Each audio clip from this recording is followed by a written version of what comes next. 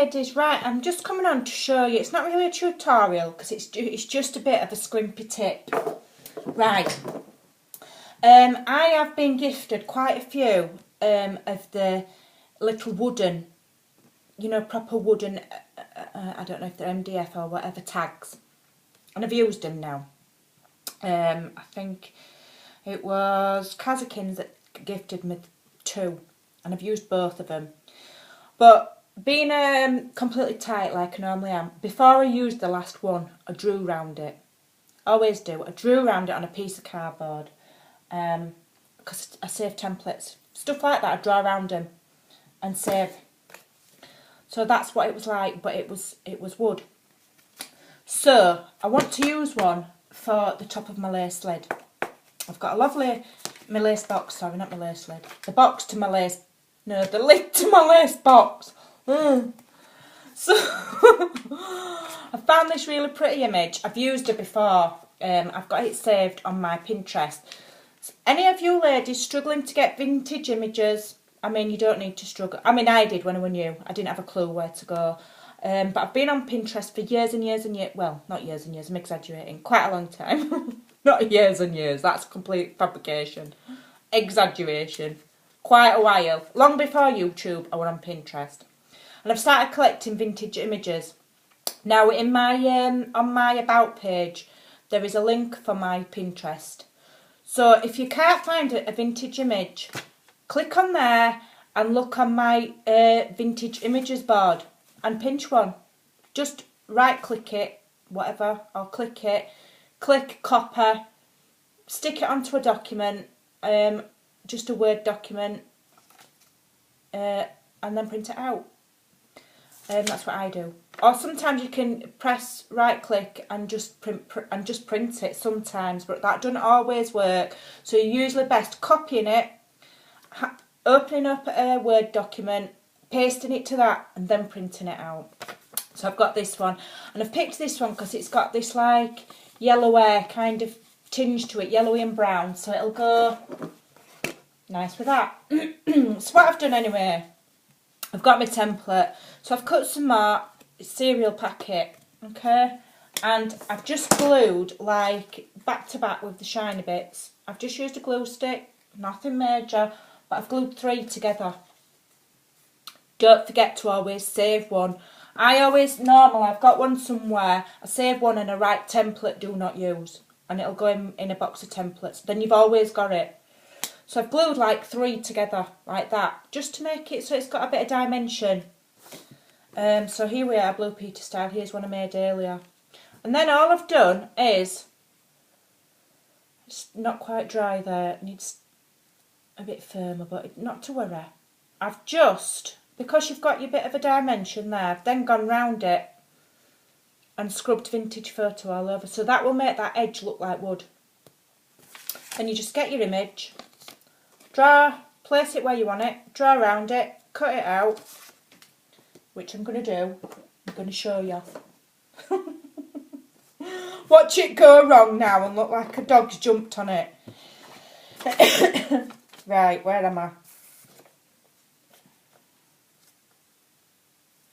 So I want it about there, do I? So just assess where you want. Always, always, always double and triple check before you cut. Because, I don't know if you know this, ladies, some of you will, but printer ink, right, is more valuable than gold. It's dearer per, like, ounce or whatever you measure ink in. It is actually dearer than gold. Somebody told me that and it's true. So we don't want to be wasting images that we're printing out from the internet on your home printer because it's not cheap. Right, and then just draw around it very lightly. I'm just using a pen. Probably better with a pencil. Oops, I've slipped. Probably better with a pencil.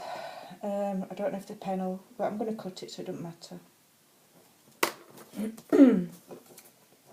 So there you go, I've just roughly drawn around it. It doesn't matter if it's not perfect because you can always, when you've stuck it on, just put more distress ink round it and make it look edged so it doesn't matter. Cut it out. This is just normal printer paper. Just printed it off the internet. It's nothing special.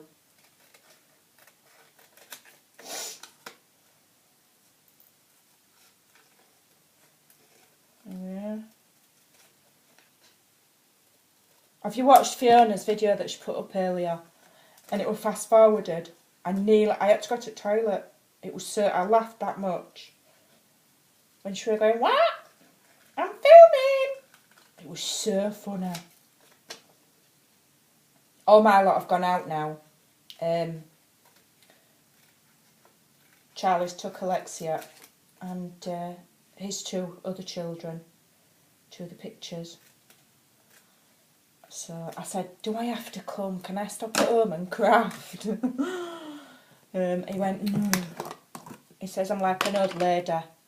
He said, you're like an old lady crafting. Right, I've just got this. I don't know what it's like. I got it from the range to try. I normally just use PVA, but I thought I'd try it to see if it gives a nicer finish on top of image. I'll try everything once, and if it's crud, I won't buy it again. So I'm just going to put that on the board. Like I say, if it's rubbish, I won't buy it again. It's as simple as that. I do have a pot with watered down PVA in a cottage cheese tub, and that is what I normally use.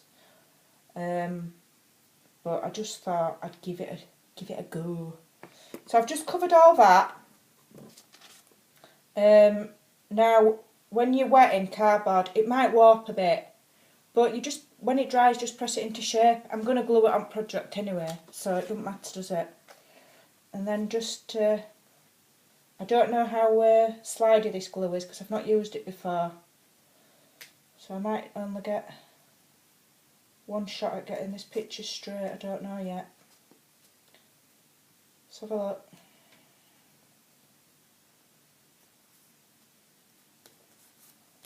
Right, that's stuck on.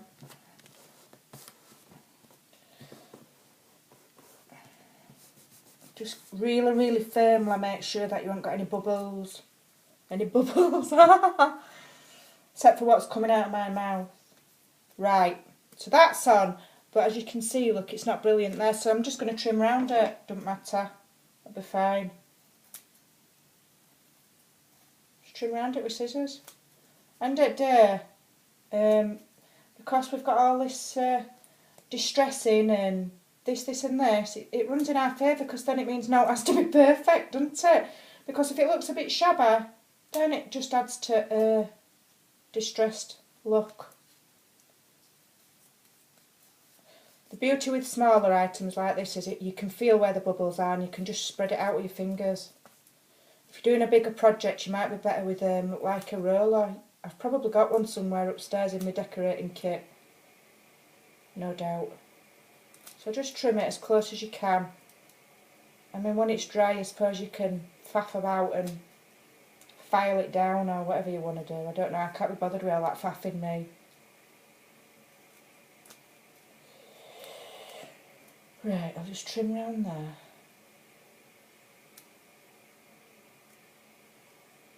Like I say, if it's not cut brilliantly when I've done, doesn't matter. Really doesn't matter. Right, so there we go. We've got a tag shaped picture now with wooden coloured kind of edges. Now I'm just going to get my homemade blending tool. I'm not putting any extra ink on.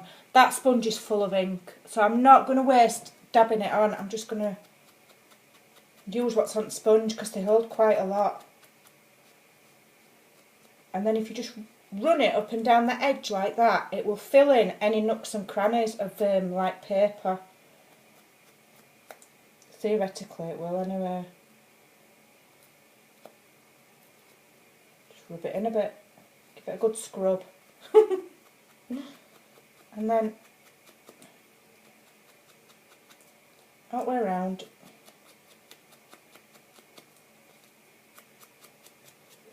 Just all the way around. Bit heavier on corners to make it look shaped. That's what I do anyway.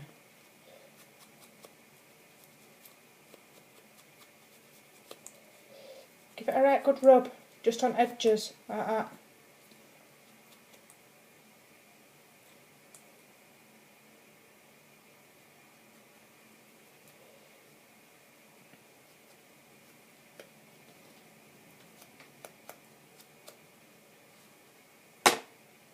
And there you go.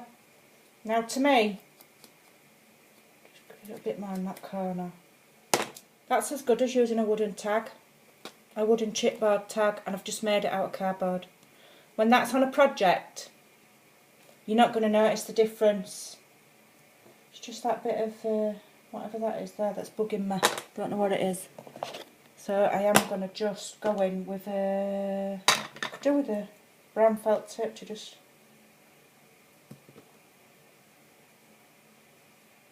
Don't know why that's got a gap there, I can't figure out why.